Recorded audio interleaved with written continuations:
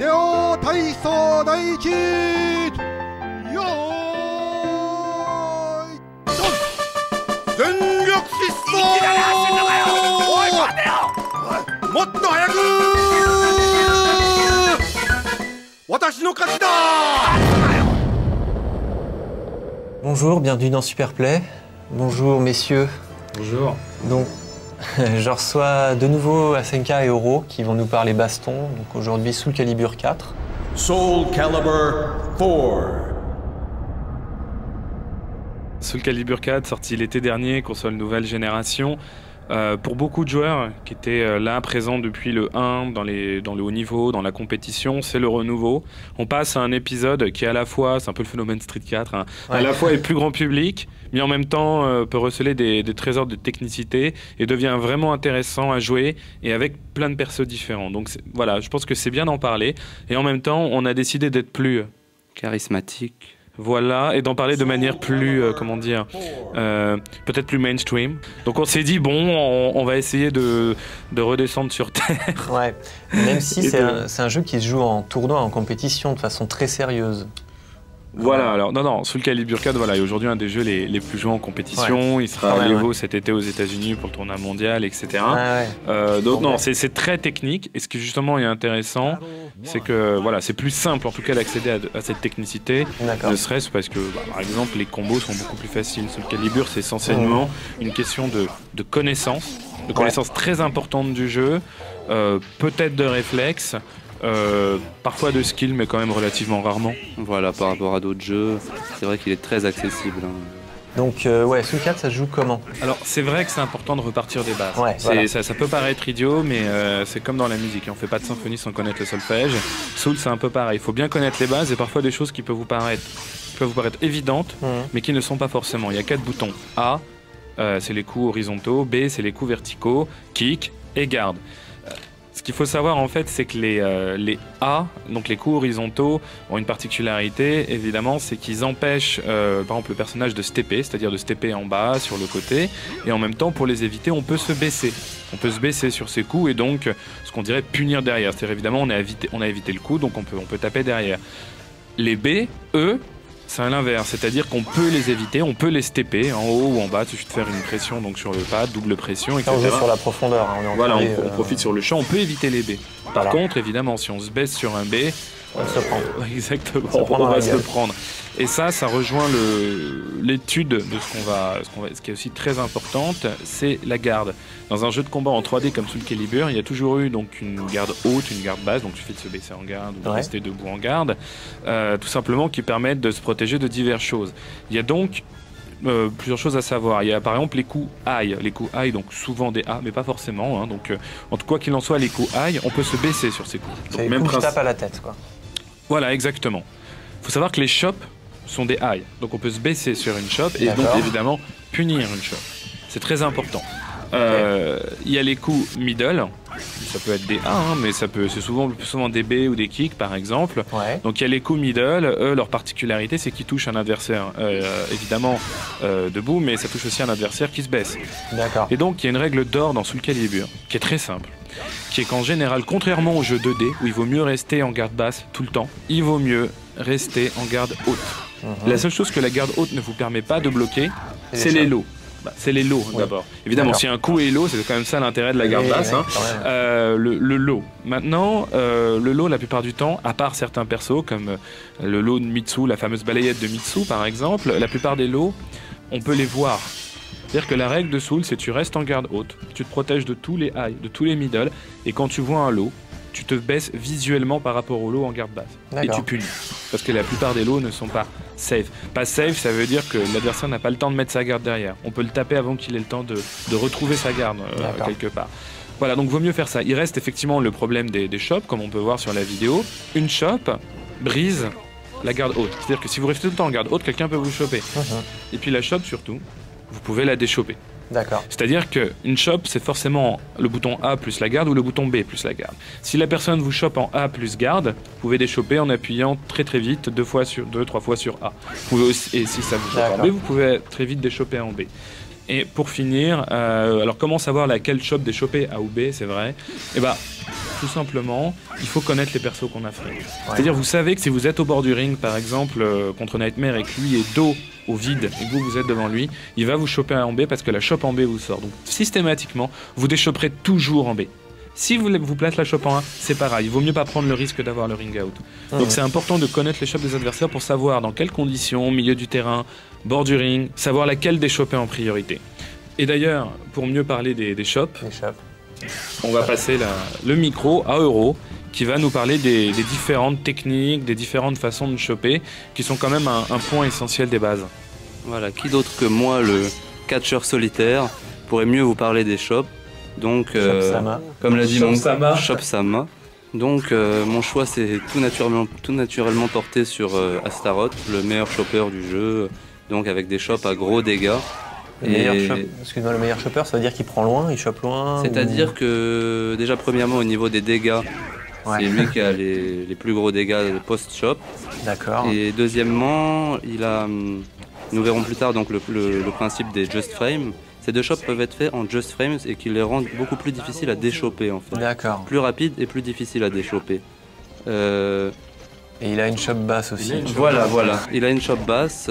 Certains persos dans le jeu ont une shop basse qui leur permettent de punir certains coups des lots gardés par shop basse ou des adversaires en garde basse, puisqu'ils vont se protéger en bas pour éviter la shop, mais peuvent être chopés en bas donc, par ces personnages-là. Ce qu'il faut savoir, c'est que quand Soul Calibur 4 est sorti, les shops n'étaient pas garde impactables. Mais depuis, il y a eu un patch qui les a rendus donc just impactables en fait. C'est un garde impact, c'est un peu plus compliqué, ça aussi on va le voir un peu plus tard. Elles sont just impactables. Alors le just impact, c'est un garde impact, mais beaucoup plus précis. C'est-à-dire que vous avez 3 frames pour valider le bouton garde, bien calé sur le hit stun du coup. D'accord.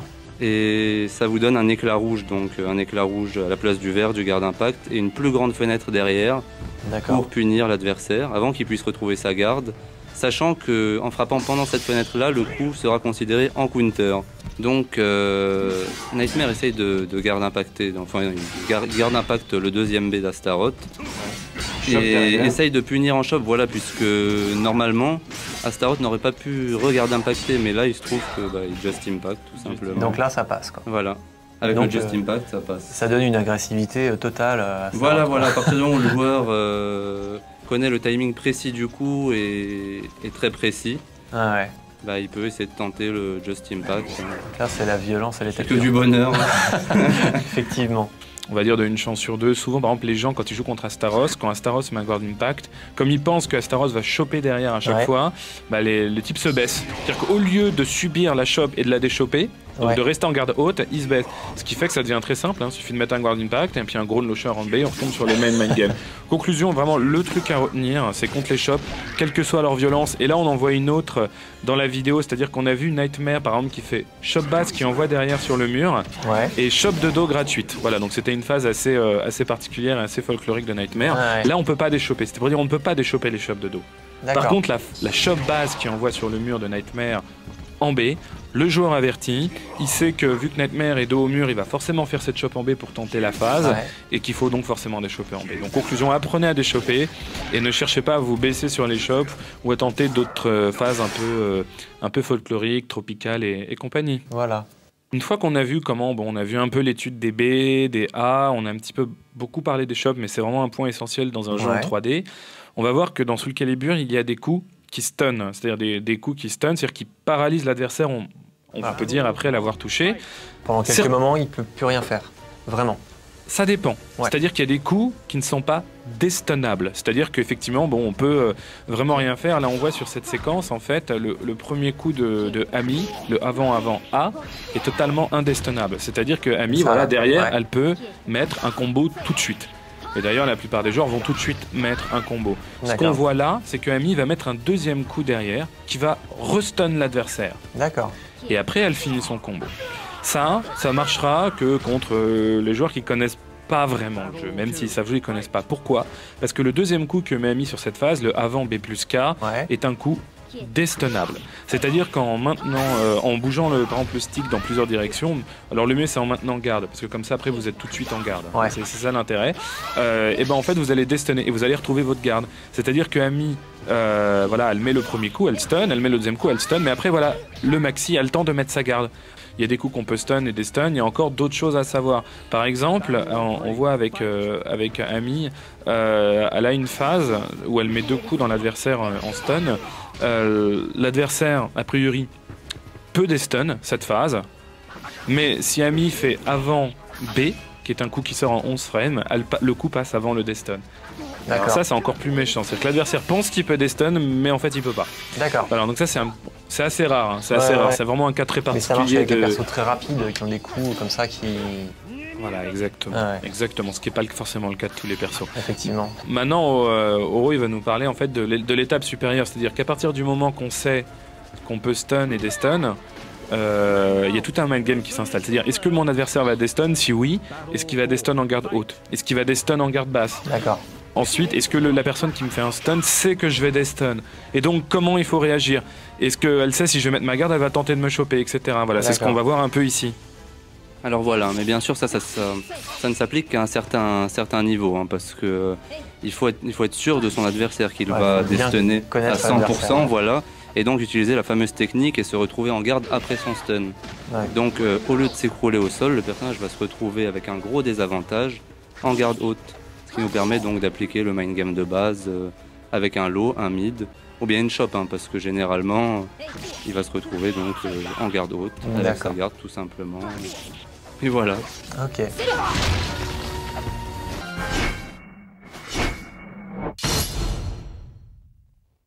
On va étudier quelque chose de primordial dans le jeu qu'il est vraiment important de comprendre. C'est tout ce qui touche à la relevée, ce qu'on s'appelle le wake-up game. Ouais. Par exemple, on a vu sur cette phase que Amy fait un premier combo, Astaros tombe par terre, et Amy va tenter de retaper avec son 3-3B, enfin son diagonale bas avant, diagonale bas avant B. Si l'adversaire reste au sol, ça le touche. S'il essaye de taper, ça va le renvoyer en l'air. Donc le mieux, c'est de se relever en garde haute. Voilà. Bon.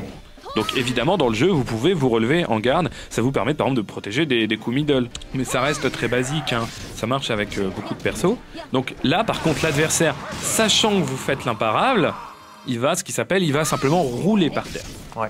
Il va rouler pour se relever à un autre endroit, se relever et vous punir. Bon, après, il faut qu'il ait le temps, il faut qu'il utilise le bon coup, mais dans l'idée, c'est ça. Alors voilà, donc si l'adversaire roule, c'est là que ça devient très drôle, il y a évidemment les anti-roulades. Ah oui. Bah évidemment, c'est-à-dire que si vous savez qu'en roulant, il va éviter votre fameux imparable, il éviterait pas le diagonale bas avant B, où ça dépend des côtés. Mais avec des coups, par exemple, qui touchent de tous les côtés, si l'adversaire roule, ça peut être très utile. Ce qui est le cas du kick dans cet exemple. Donc encore une fois, c'est vraiment qu'en anticipant les possibilités de relever de l'adversaire. Et en plus, l'intérêt de ce kick qu'on voit avec Amy, c'est que si l'adversaire roule, ça le touche pendant qu'il est en train de rouler par terre. Et s'il reste debout en garde haute, bah, ça fait un low. Donc c'est quand même très pratique au niveau des propriétés du coup. Effectivement. Après, on va rentrer dans quelque chose d'encore plus complexe. Comme on vient de le voir sur cette phase, un adversaire peut ce qui s'appelle tech roller. C'est-à-dire qu'en utilisant garde et une direction, vous pouvez vous relever d'un coup en garde et éviter pas mal de choses. C'est-à-dire que vous évitez parfois les coups qui grattent, vous évitez les coups de pression directement sur la relevée, vous pouvez t'écroler en arrière, en avant ou sur les côtés. D'accord. Ça, comme on peut le voir, c'est très utile parce que ça va vous permettre de sortir de plein de jeux à la relevée. Mais le gros défaut du tech roll, c'est que c'est on va dire une des choses les plus évoluées dans Soul Calibur, c'est qu'on peut faire des tech traps, tech roll trap. C'est-à-dire que l'adversaire, sachant qu'on fait un tech roll, que vous allez tech roller, va faire un tech trap. Un tech trap, c'est un coup qui va vous bouffer dans le tech roll. Pour parler très clairement. Voilà.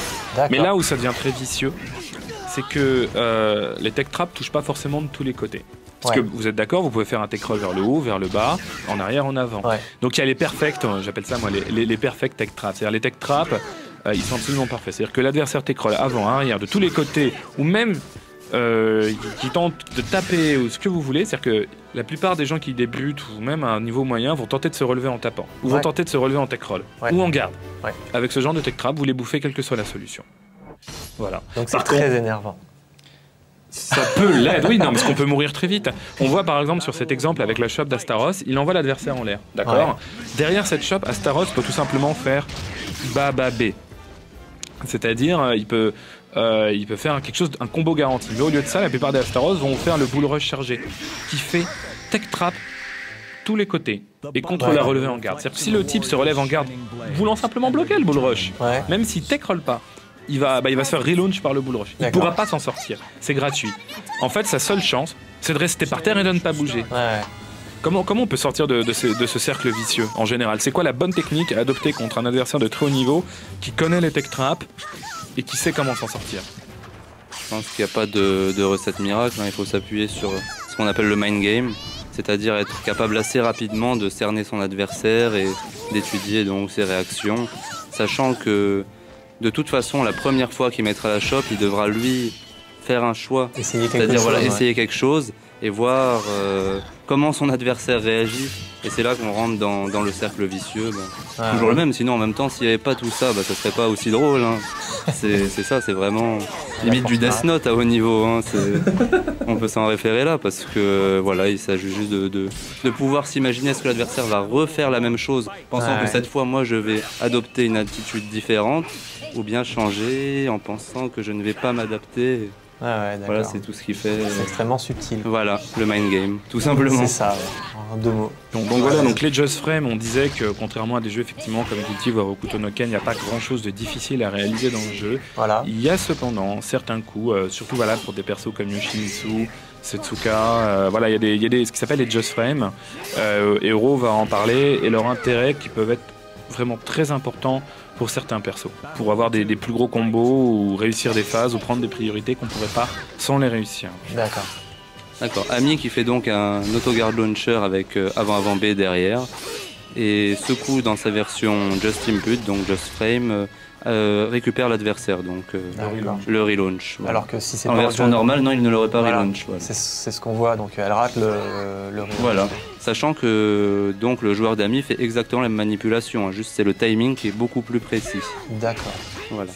Et pour Yoshimitsu, c'est la même chose. Hein. Il a donc son launcher et derrière un coup exécuté en Just Input qui a la propriété. Donc voilà, certains coups en Just Input gagnent de nouvelles propriétés. Hein. Celui-là donne la propriété de faire glisser l'adversaire le long du sol et d'avoir un coup supplémentaire garanti. D'accord, donc ça récupère au moment où le perso retombe, quoi. Voilà, il glisse le long du sol alors qu'avec un autre coup, ça n'aurait pas fait ça. Ok. Donc moi j'ai entamé la première partie de la grande phase finale des trucs à connaître. Donc on a vu les tech traps quand même, la relevée qui est vraiment un élément indispensable à connaître sur les bases du jeu. Et donc là on monte en complexité. Le truc ultra important, c'est de comprendre le concept de frame data, de hitstun et de blockstun. Pour essayer de schématiser, il faut bien comprendre que chaque coup a une certaine vitesse d'animation. On peut comprendre que certains coups sont plus rapides que d'autres. Ensuite, chaque coup, quand il touche, a une certaine propriété. C'est-à-dire que quand vous touchez l'adversaire, vous gagnez, si vous voulez, sur le coup que vous porterez après, il va gagner un avantage par rapport à l'adversaire, le coup qu'il pourrait vous porter. C'est ce qui s'appelle le hit stun. Quand vous touchez, vous êtes en hit stun par rapport à l'adversaire. Et le coup que vous portez derrière, s'il est suffisamment rapide, sera toujours plus rapide que le coup de l'adversaire. C'est-à-dire que typiquement, par exemple, si un Mitsu vous fait bébé et que vous mangez le coup, si derrière vous essayez de taper, il peut refaire bébé à l'infini. Vous n'aurez jamais la possibilité de taper. Et inversement, il y a le block stun. Le block stun, c'est si vous mangez un coup dans votre garde, d'accord. En théorie, c'est l'adversaire qui perd l'avantage parce que vous avez bloqué son coup. Donc, sur la phase suivante, c'est vous qui avez l'avantage de taper. C'est à votre tour, si vous voulez. Voilà, mais après, c'est ce qu'on va voir là. Voilà, il y a des exceptions. Il y a des grosses exceptions. C'est bien beau, si vous voulez, de mettre votre coup et votre adversaire le bloque, mais ce qu'il faut aussi savoir, c'est que certains coups ne sont pas safe. Pas safe, ça veut dire que quand vous frappez l'adversaire dans sa garde, d'accord, derrière... Alors, je parle même pas du fait que c'est pas à votre tour de taper, mais ce que je veux simplement expliquer, c'est que vous n'aurez même pas le temps de mettre votre garde. Il peut vous taper directement. Carrément. Évidemment. Alors, c'est très important parce qu'à haut niveau, dès que vous allez mettre certains coups pas safe dans la garde de l'adversaire, vous allez vous faire punir. C'est-à-dire que l'adversaire sait parfaitement que le coup que vous mettez dans sa garde n'est pas safe et il sait parfaitement avec quel coup vous punir en échange. Ça peut faire très très mal. Mais après, c'est là que ça se complique. C'est-à-dire que certains persos ont les deux, c'est-à-dire qu'ils ont des bons hit stun et ont ce qui s'appelle des block stun trap. Block stun trap, ça veut dire que le coup va passer dans la garde de l'adversaire, mais vous gardez quand même la priorité. D'accord. Ah oui, donc l'adversaire va être tenté de taper, il va manger votre coup à vous en counter. Donc là, on a un exemple avec Amy, où elle va mettre en fait voilà, elle met 2 coups en B, donc ils font une stun, l'adversaire touche, l'adversaire essaie de taper derrière. Et Amy va répliquer, voilà, et elle peut répliquer autant qu'elle veut avec ce coup parce qu'elle a la priorité de passer après avoir touché. L'adversaire ne peut absolument rien faire, il se retrouve en counter. Et ça peut passer à l'infini. Si le type ne met pas sa garde et essaie toujours de taper comme un âne, bah, il mangera toujours tout en counter et c'est fini pour lui. Voilà. Tout simplement. Donc ça, c'est le exemple du hit stun. Maintenant, on va voir un petit peu la variante là-dessus. C'est-à-dire que l'adversaire, là, a mangé le premier coup en bloc. Voilà. Donc, en théorie, il peut répliquer derrière. Sauf que, en fait, c'est un coup en bloc qui laisse quand même Amy en avantage. Et donc, elle peut taper. Alors ça faut vraiment connaître. Les block stun trap, c'est quelque chose qui peut vraiment vous porter la poisse. Voilà, avec alors l'adversaire, bon, derrière il peut déstun, mais maintenant, imaginons qu'il bloque ça aussi, voilà, il est toujours pas en avantage. Et donc ça peut effectivement donner ce qu'on appelle des phases de pressing, où vous tapez dans la garde de l'adversaire, mais qu'avec des coups qui vous laissent en avantage, même en bloc. Bon, c'est globalement rare, hein, ce genre de coups. Voilà, il faut quand même le savoir. Donc on a vu un petit peu tout ce qu'on pouvait voir là-dessus. Souvent on a des cas particuliers qui sont des bons exemples. C'est le fameux 3AB de Siegfried. Et tout le monde s'est toujours demandé comment arrêter un Siegfried qui abuse de ça. Voilà. Donc déjà, ce qu'il faut savoir toujours, c'est connaître le coup le plus rapide de son personnage pour pouvoir répliquer directement. Sachant que bon, c'est un peu plus compliqué que ça, hein, parce qu'il y a aussi une histoire de distance. Si le 3B touche à sa distance maximum, peut-être que votre coup rapide n'a pas la distance nécessaire justement pour punir. Tous les persos, par exemple, si on mange le diagonal bas avant B chargé, est-ce que le AA va passer dans tous les cas? Est-ce qu'on va stopper Siegfried avec AA et vous on peut manger le kick? Ça dépend des persos. Non, avec tous les persos, hein, parce que même les personnages les plus lents, comme Asta ou Rock, peuvent mettre avant A. Avant A, leur coup le plus rapide. Hein. C'est juste qu'il faut être assez précis dans le timing. Hein. Alors là, en fait, on a vu un petit peu donc tout ce qu'il y avait vraiment d'important à savoir.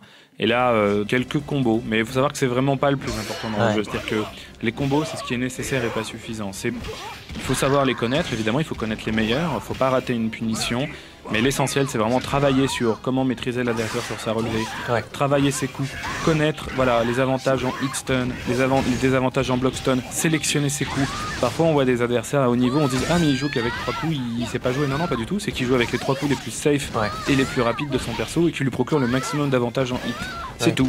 Et c'est savoir sélectionner ses coups, utiliser les bons coups et évidemment les bonnes punitions avec les bons combos. C'est comme ça qu'on apprend à jouer. Là où il y a une énorme difficulté dans Soul Calibur, entre guillemets, pour être à très haut niveau, c'est qu'il suffit pas de connaître ses phases. Pour son perso, ça c'est le b.a.-ba. C'est qu'il faut connaître ça pour tous les persos, pour savoir comment se défendre contre ce genre de phase.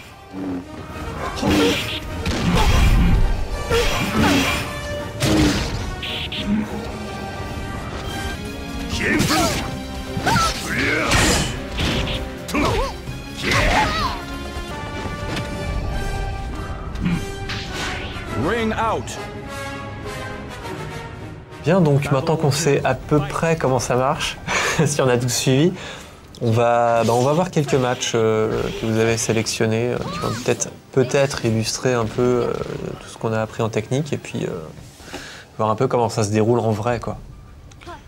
Bon voilà, c'est vrai qu'on a eu les explications, on s'en excuse, encore un peu rébarbatives, mais qui sont nécessaires, comme je l'ai dit, c'est le fameux solfège. Voilà, c'est une phase nécessaire. Voilà, bon maintenant on va passer au fun, un peu plus de détente, et on va voir ces techniques en application dans des matchs. Donc ce sont des matchs démo, ce ne sont pas des matchs de tournoi, ce sont des matchs démo où on a avant tout essayé de mettre en application ce dont on parlait. Asta Siegfried, on va voir donc le fameux 3B, on va voir les tech traps d'Astaros, et la façon de jouer Astaros qui se joue très souvent avec là il y a eu un arrière B avec tech trap et la shop basse qui marchait en tech trap, il a essayé de se relever dedans. Voilà. Ouais. Là, punition directe, vous voyez sur le low, c'est-à-dire il s'est protégé, j'ai protégé le low avec Asta et tout de suite punition avec le bull rush. Sachant que Asta, pourquoi le bull rush est utile? Parce que le bull rush fait tomber, qu'il y a donc un mind game derrière et surtout qu'on peut varier en fait entre bull rush et les shops. Et il évite les high, surtout il passe en et il évite les high évidemment, donc c'est quand même très utile. Là on avait vu aussi un truc de très utile, il y a eu launcher donc B chargé avec Siegfried, punition directe avec Asta avant AB. Voilà, sans pitié. Donc là, voilà, je savais qu'il allait faire Blockstone Trap, donc j'ai mis Guard Impact derrière. Ouais. Là encore Tech Trap, mais il se relève pas. Donc là, il évite le Tech Trap, Bull Rush dans la garde. Là, j'ai fait n'importe quoi. La chape spéciale en A parce que je pense qu'il va les choper en B. Ouais. Et derrière, je fais le Baba B parce que je sais qu'il va reculer. Il va pas tenter de se relever. Donc le Baba B direct pour le punir. Alors là, voilà, le fameux Bull Rush qui évite le high. Ouais. Et là, il s'attendait surtout à se protéger. Donc j'ai laissé charger le 3B au maximum pour le punir de ça. Voilà. Tout ça, c'est des mind games vraiment post Bull Rush. Donc c'était voilà, donc là c'est très particulier. Il commence je me reprotège du lot, punition directe avec le bull rush. Je tente la shot sur sa relevée, il la voit, voilà, il peut pas vaincre contre Guard Impact. Et là, la phase miracle de la locomotive Sam. Alors voilà pour donc ce qui s'est passé, on va revoir un peu la phase au ralenti en fait, ce que je vous propose, parce que c'est une phase assez intéressante. Donc là, il est en train de prendre l'appui, il prend une petite punition. Voilà, il tape Guard Impact. Ouais. Guard Impact, tout de suite, la chope en B derrière. Il s'attendait. Pourquoi tu te la prends d'ailleurs? Parce que là, voilà, c'était plus la chope en A. Comme il m'avait assez conditionné à faire 2-3 fois la chope en B, je me suis dit cette fois ça va être là. Bah non. Et bah non. Et c'est là que ça fait très mal. C'est-à-dire qu'il mange la chope en B et tout de suite bull rush chargé. C'est-à-dire bull rush chargé qui va le prendre en tech trap. C'est-à-dire qu'il peut rien faire. Voilà, il a sans doute. En garde tout simplement. Voilà. Juste voulu mettre ma garde tout simplement. Il a voulu. Voilà, il veut mettre sa garde. Il mange le premier bull rush chargé. Là derrière, je peux juste me retourner, faire bababé pour un combo garanti. Mais non. Qu'est-ce que je fais? Donc la locomotive Sama. Voilà. En fait, je remets un bull rush chargé parce que bull rush chargé derrière le bull rush chargé, c'est encore tech trap. D'accord. Donc t'as voulu remettre ta garde. Et voilà. Et les dégâts sont là à la suite d'une telle cruauté. Et il redécolle. Là, je pourrais aussi remettre bababé. Ouais. Mais non, parce que lui, qu'est-ce qu'il se dit? Il se dit, bon, bah, je vais rester par terre, je vais arrêter de me relever en garde, j'en ai marre de manger le coup à l'infini quand même. Comme je sais, donc qu'il va rester par terre sans bouger. Bah là, un coup spécial chargé, et voilà, c'est un main... Voilà. Bon, ça c'est une phase qui fait 100% de dégâts. Il faut quand même être honnête et expliquer que à haut niveau... Ça va peut-être passer une fois sur 1 milliard, ça passera jamais 2 fois. Par contre, le fait de varier entre le bull rush chargé, par exemple, l'imparable, si l'adversaire reste au sol, ce genre de choses, c'est vraiment une question de mind game. Même s'il y a très très haut niveau, il y a des techniques pour sortir de toutes ces phases, quelle que soit l'option du Astaros. Dans ce cas-là, il suffira de mettre le bababé, le combo garanti. Par contre, si vous voulez vous faire, vous aussi appeler locomotive Sama sur le live, il ne faut pas hésiter à abuser de ce genre de phase au maximum. Ça permet de tuer les adversaires avec juste une chope. Bah, pour un petit peu varier, un petit match que va nous commenter Oro entre donc Ami que je joue et son fameux Mitsu. Donc un match que j'aime bien moi, le Mitsu Ami, un match assez dynamique donc qui change les matchs longue distance, c'est surtout du corps à corps et donc on va pouvoir voir Ami qui va essayer de mettre en application donc toutes les phases de tech trap, sa spécialité. Contre Mitsu, lui le spécialiste plutôt des 1 chance sur 2, low ou mid. Donc voilà, là on voit Ami qui gratte. Puisque Ami à la base n'est pas fait pour faire de gros dégâts, c'est surtout du grattage, des petits dégâts mais souvent en fait. Souvent des petits morceaux qui partent mais à l'arrivée... Alors comment tu joues contre une Ami alors? Alors contre Ami, je pense qu'il faut déjà bien savoir les propriétés de chaque coup, qu'est-ce qui est high, qu'est-ce qui est mid, parce que donc ces coups en block stun positif ou hit stun qui lui permettent de garder donc la priorité derrière, il faut savoir qu'il y en a certains, surtout les principaux, où on peut se baisser dessus, c'est des high. Et ça fait toute la différence, puisque se baisser dessus permet de frapper directement, au lieu de lui laisser donc l'avantage du pressing. Hop, just frame. Donc voilà, on just input avec, on les reconnaît avec la petite aura blanche sur le personnage. Hop, voilà, elle anticipe le high, elle passe en dessous avec son coup qui est tech crouch. Et voilà, donc Amy, une de ses propriétés magiques aussi, c'est en désavantage le fait qu'elle peut lancer son autogarde, qui autogarde un peu toute la vie. Non, elle a plusieurs autogardes, mais il y en a un qui autogarde en fait tous les middle, qu'ils soient des kicks, des baies, voilà, universel middle. L'âme de la voilà. Et avec combo derrière, et donc c'est très très puissant comme phase. Voilà, quand elle est en désavantage, elle peut en abuser. Voilà, les petites phases à la relever, donc voilà, avec Mitsu, je me suis dit, un coup rapide, non, l'imparable. Et là, justement, le mix, au lieu de faire l'imparable, elle fait l'autre phase qui touche l'adversaire, donc qui veut bouger pour esquiver tout simplement l'imparable. Hop, voilà son coup qui saute par-dessus les lots. Elle a beaucoup de coups comme ça, hein, qui passent au-dessous des règles, qui sautent par-dessus les lots, qui font le café. Hop, et voilà l'autogarde de Mitsu en stance aussi, qui autogarde universellement tous les mids du jeu. Un petit ring out, du plaisir, en bonus. Donc voilà. Toujours du grattage, un petit grattage, garde impact pour reprendre l'avantage. Et Amy qui continue à gratter. Un petit Just Impact, voilà, parce que justement là son timing est assez précis pour garder l'avantage. Donc sur ces coups-là, c'est plus simple, hein, les Just Impact.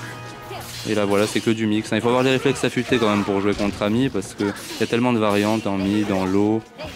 Il ne faut pas se laisser endormir surtout, parce qu'en se laissant endormir, c'est la porte ouverte aux imbloquables, aux shops. Voilà un petit pressing de Mitsu. Là il sait que s'il essaye de taper, il se prend le Blockstone Trap, alors il décale un peu avec des autogardes, main game et grattage au sol. Voilà. Alors, à la fin d'aller dans quelque chose d'un petit peu plus folklorique, un peu plus printanier, un peu plus printanier, n'est-ce pas? Un peu plus champêtre. On va voir le lézard contre Yoshimitsu. Alors Lizardman, il peut passer en stance, et en stance il va pouvoir avoir des coups en A, low qui ont un très bon hit stun, voilà, des launchers, etc. Et souvent, les gros Lizardman avec la roulade de la cruauté, voilà, la roulade angoissante, parce que la roulade qui va toucher middle et qui peut faire ring out, c'est très compliqué de jouer contre un lézard qui maîtrise bien une stance. Et beaucoup de joueurs se demandent en fait comment se sortir de la stance de Lizardman. Bon, là, voilà, c'est-à-dire que même en arrière, elle fait double coup, c'est très problématique. Alors, le secret, c'est qu'elle n'est pas safe du tout. C'est-à-dire que si vous bloquez, par exemple, le A de la stance, ou si vous bloquez cette fameuse roulade, derrière, vous pouvez taper et faire très mal. Si vous avez Asta, par exemple, dès qu'il est dans cette stance, vous pouvez faire chop basse. Ou alors là, comme vient de faire Oro, il vient de sauter par-dessus, parce que ça permet à moins peut-être le B en stance de se protéger de la plupart des coups. Donc voilà. Et là, il rate son combo, ce gros 5. Le fameux Just Frame, voilà, ça peut arriver de le rater en match. Voilà, donc c'est un petit peu le Yoshimitsu du malade, hein. C'est pas ton perso principal. Ah oui, c'est tout à fait pas mon perso principal, mais je l'aime beaucoup quand même. Ce bon vieux Yoshi. Alors là, voilà, donc le gros avantage de Lizardman, c'est sa stance.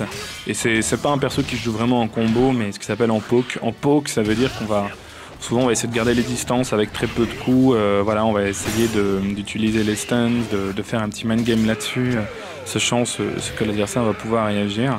C'est pas un perso très joué, et pourtant il a vraiment de grandes qualités quand l'adversaire connaît pas. C'est beaucoup plus problématique si la personne que vous affrontez connaît bien, ça peut se compliquer. Donc sur la roulade.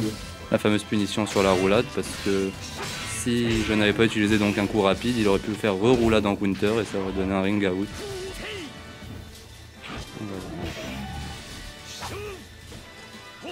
Voilà le fameux launcher qui peut sortir un adversaire, qui est, si vous êtes jamais, vous êtes dos à la flotte, ça peut être vraiment quelque chose d'assez utile.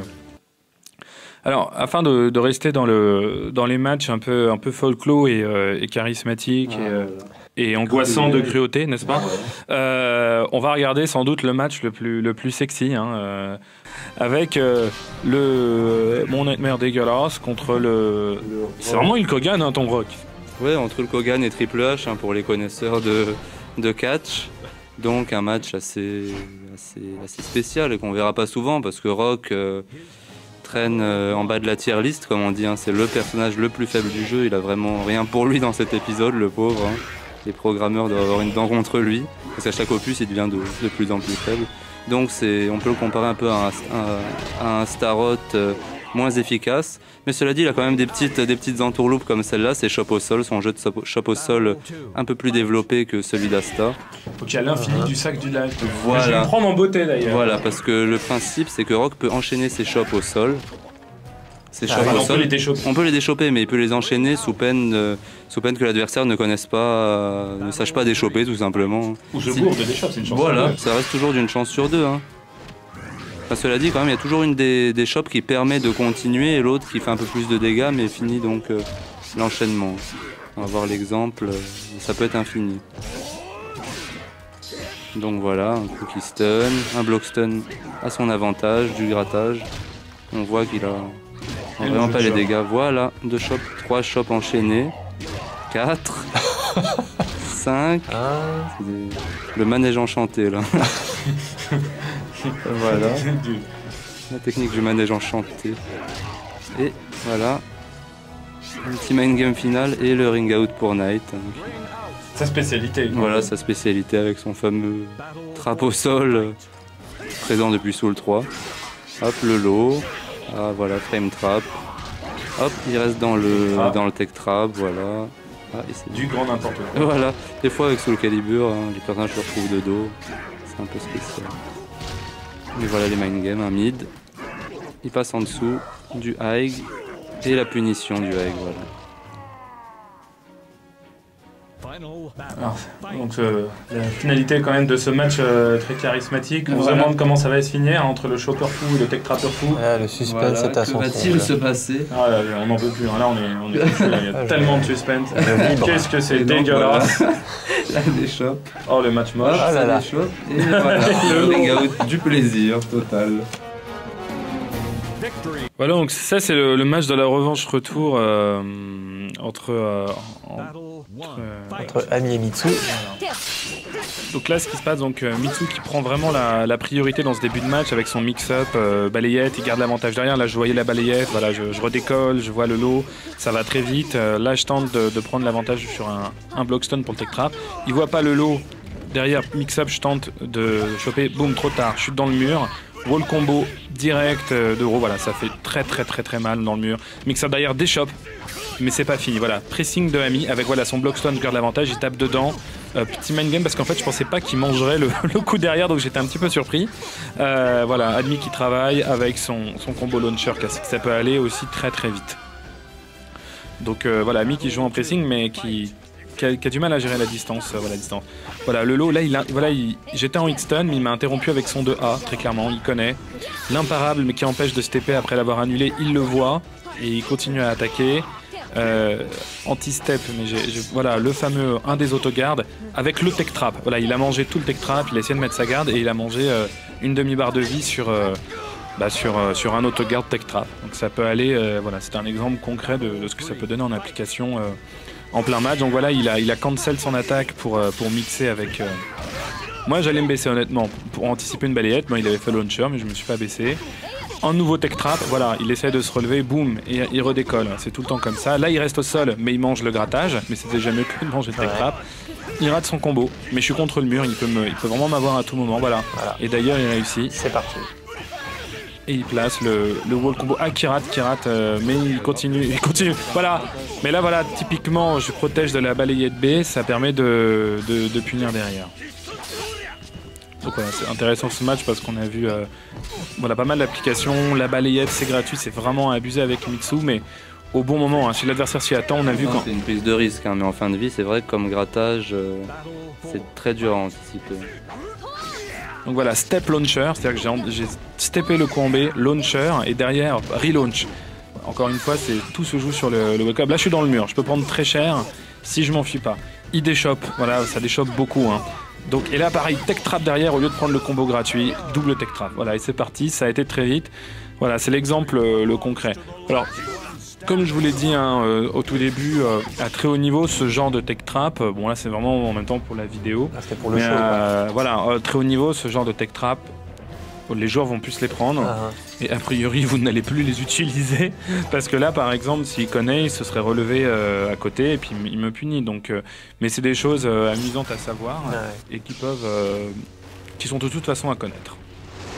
Aujourd'hui, il y a, alors pour la compétition, notamment, bon, je parlais de la France. Oui. Il y a, on va dire, bon, il y a 2 entités de sites à connaître. Par exemple, si vous voulez des informations, tout savoir sur le jeu, connaître les frame data de vos personnages, discuter avec les meilleurs joueurs, avoir les meilleures vidéos, vous pouvez aller, c'est facile à retenir, hein, www.soulcalibur.fr, c'est pas très compliqué. C'est simple. Et si vous voulez vous tenir au courant aussi de tout ce qui touche aux compétitions, il y a une association qui s'appelle la GNUS Corp. Les GNUS, c'est depuis maintenant pas mal de temps, et notamment de toute façon sous le Calibur 3 et 4, l'association qui organise toutes les compètes les plus importantes en tout cas sur Soul Calibur 4. Les meilleurs joueurs y sont présents, le niveau est très très élevé. Et c'est des tournois vraiment passionnants. Et il faut savoir aujourd'hui que le niveau continue de monter, notamment grâce au live, qui a beaucoup boosté ce genre de jeu, comme Street 4. Et ce que tout le monde espère, c'est que cet été aux États-Unis, à l'Evo, au tournoi mondial, les Français, comme ils avaient gagné en 2003 grâce à Dan, pourront rééditer cet exploit. Merci à tous, et puis rendez-vous la prochaine fois, a priori pour un super play sur Street 4. En toute logique. Et que le charisme soit avec vous.